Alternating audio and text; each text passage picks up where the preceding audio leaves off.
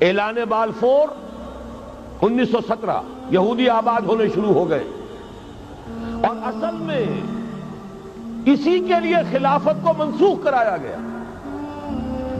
سلطان عبد الحمید، اگرچہ یہ ترکی خلافت جو ہے مرد بیمار کمزور، پھر بھی وہ مسلمانوں والا جذبہ اتنا تھا، انہیں بڑی سے بڑی رشوت پیش کی گئی تھی۔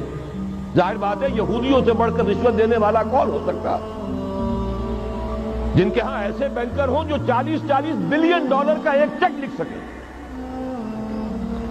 پھر یہ کہ ان پر سیاسی دباؤ بہت ڈالا گیا۔ انہوں نے جب تک خلافت عثمانیہ برقرار رہی، یہودیوں کو فلسطین میں آباد ہونے کی اجازت نہیں دی۔